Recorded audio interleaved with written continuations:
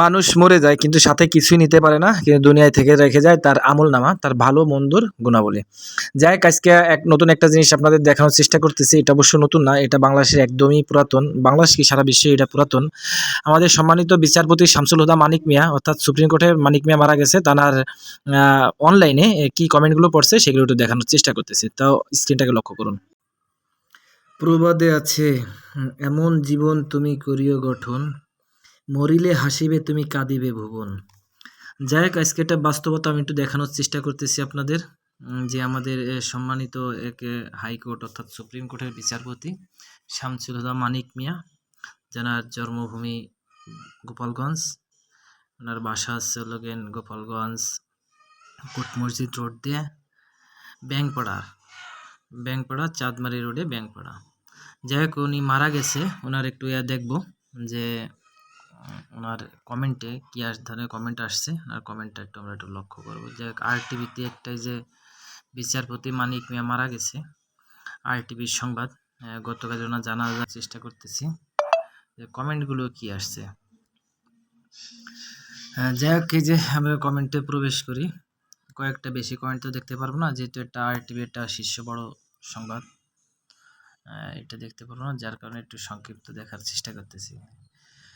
প্রথম কমেন্টটা দেখলাম, আলহামদুলিল্লাহ, লাখ লাখ শুক্রিয়া। এই জাহান্নামে জানাজা যাতে কোনো মাওলানা মৌলবি না পড়ায়, এই জন্য আবেদন জানাচ্ছি। সেখানে এই কমেন্টটায় লাইক পড়ছে 1.1K, অর্থাৎ 1100+।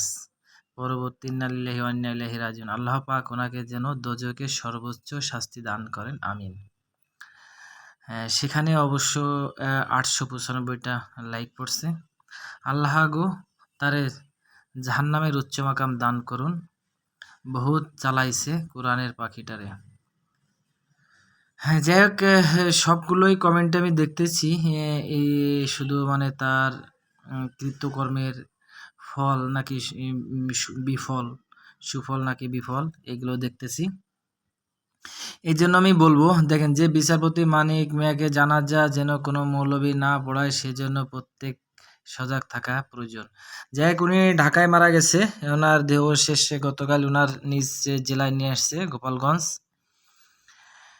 এটাই আসলে ওখানে বাস্তবতা, যে জীবনটা এমনভাবে গড়তে হবে যেখানে মরিলে আমি হাসিব কিন্তু কাঁদিবে ভুবন। এটা প্রত্যেকের জন্যই।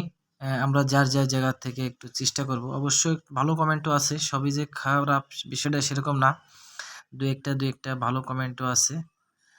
ভালো কমেন্টের মধ্যে আলহামদুলিল্লাহ, ঈদ মুবারক জানাইছে। ইন্নালিল্লাহি, অনেকদিন পরে একটা খুশির সংবাদ শুনলাম। আলহামদুলিল্লাহ, কত শত ভালো মানুষ অন্যায়ভাবে শাস্তি দিয়েছে।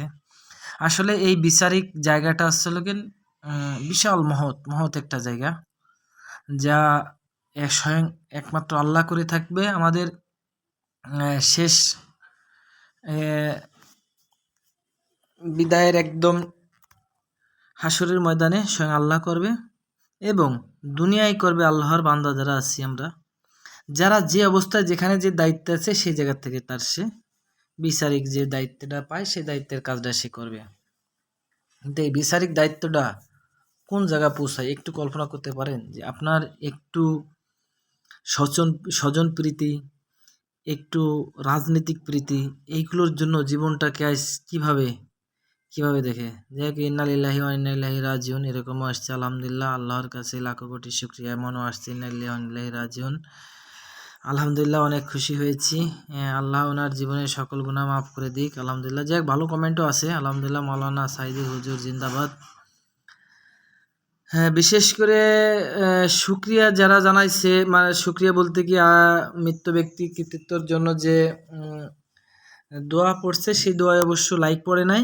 এই যে দুইটা দোয়া আমি দেখলাম, ইন্না লিল্লাহি ওয়া ইন্না ইলাইহি রাজিউন, বিপদকালীন যে দোয়া পড়া হয়, তাতে অবশ্য 2 ঘন্টা আগে একটা, 3 ঘন্টা, কিন্তু তাতে কোনো লাইক পড়ে নাই।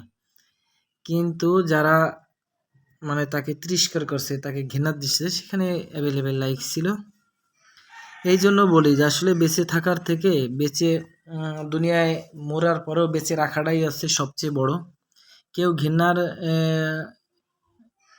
হয়, পাত্র হয়, কেউ সুনামের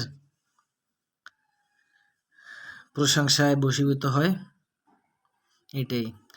যাই হোক, আমি এ বিষয়ে যতটুকুই কাউকে ছোট করতেছি না, কোনো কিছুই করতেছি না। এটা একটা শীর্ষ সংবাদ মাধ্যমে উঠে আসছে, তারা একটা পোস্ট দিছে, সেই পোস্টের বিষয়টা আমি একটু আলোকপাত করলাম। এই যে বিচারপতি মানিক মিয়া মারা গেছে। তো ধন্যবাদ, সবাই ভালো থাকবেন, সুস্থ থাকবেন, ভুল ত্রুটি হলে ক্ষমা দৃষ্টি থাকবেন দেখবেন। আসসালামু আলাইকুম।